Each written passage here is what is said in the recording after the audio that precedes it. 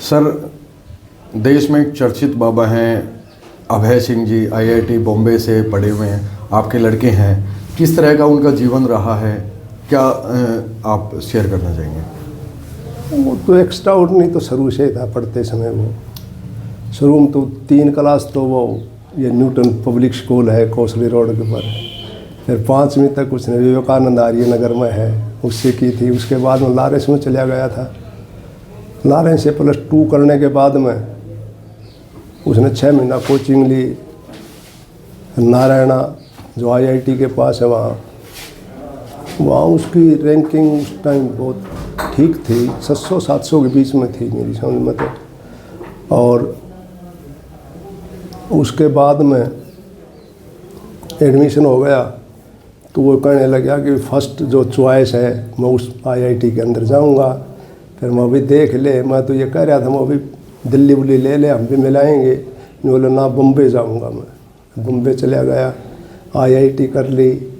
IIT के बाद में कैंपस के अंदर उसके आते थे वो ये कंपनियां आती थी जॉब के लिए, तो उसने मुझे कहा कि भाई वो कंपनी वाले आते हैं और कैंपस से ही ले जाते हैं, क्या करूं? तो मैं उसको कहने लगा, मैं कहा भाई ये कंपनी वाले तो बक्कल फोड़ते हैं, 2 लाख का काम करेगा जब 1 लाख रुपए देंगे और पढ़ ले। फिर उसने मास्टर ऑफ डिजाइनिंग करी।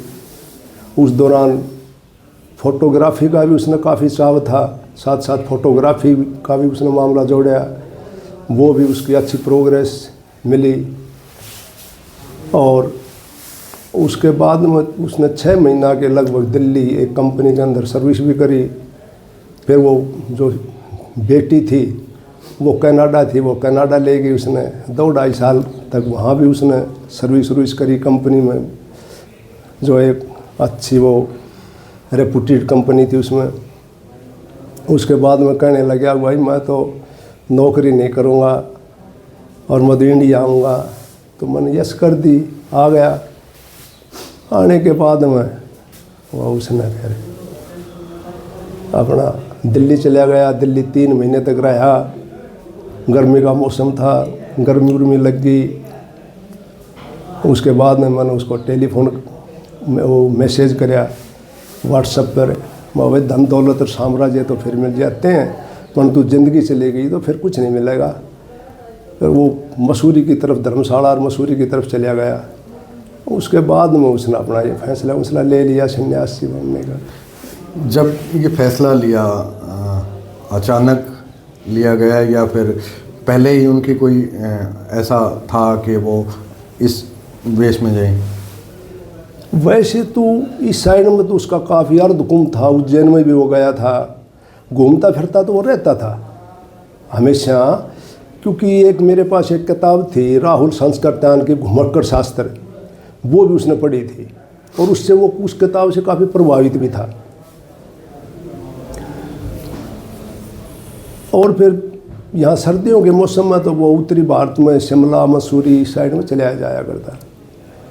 और अचानक तो फैसला हमें तो बताया नहीं उसने कि भाई मैं ये फैसला लेने जा रहा हूँ। यानी सोच कह सकते हैं उनकी धार्मिक सोच थी शुरू से ही? इतना इस मामले में तो वो ठीक था, उसकी सोच तो बहुत पॉजिटिव थी शुरू से ही। फिलहाल आप संपर्क में हैं? मैं करीब 6 महीने पहले से संपर्क में हूँ, उसके बाद में नहीं है। फिर उसने ब्लॉक कर दिया कॉन्ट्रैक्ट और कुछ ये वो। मैंने कोशिश भी करी, मेरी बेटियाँ भी कहती थी कि पापा उसे संपर्क करो, तो वो फिर धीरे धीरे वो टाइम निकलता गया। और अब भी मैं कोशिश में था, मुझे इल्म होया था कि हरिद्वार है वो, तो मैं कहा भाई उससे विजिट करते हैं। तो उसके बाद में फिर टाइम से निकल गया। तो अब वो वायरल हो गई है मीडिया के ऊपर। अब तो उसने फैसला ले लिया। परिवार चाहता है अब वो घर वापस आ जाए, परिवार की क्या सोच है? भाई मैं तो देखो चाहता ही हूँ अभी वो घर वापस आ जाए, पर अब तो वो स्टेज उसकी निकल गई। अब तो गोपीचंद वाली वो स्टेज आ गई कि उसकी माँ ये कह रही थी कि बेटे अंदर आ जा गृहस्थी में और परिवार ने संभाल ले। तो उसने कहा कि माँ सन्यासी के बाद बनने के बाद में तो यह बात बनेगी नहीं। कर ले। अब क्या संदेश देना चाहिए? मैसेज क्या करना चाहेंगे आप, क्योंकि इस तरह से जब परिवार आपका पता चले हमें अकेला ही बेटा है। देखो, इंडिपेंडेंट तो उसकी थिंकिंग शुरू से थी। अब भाई अब भी मैंने एक वीडियो देखी थी, उसमें भी उसने ये कह रखा था कि भाई मैं ना गुरु बनाऊंगा ना चेला बनाऊंगा, मैं अपने हिसाब से ज़िंदगी जीऊँगा। तो उसने जो फैसला ले लिया तो ले लिया।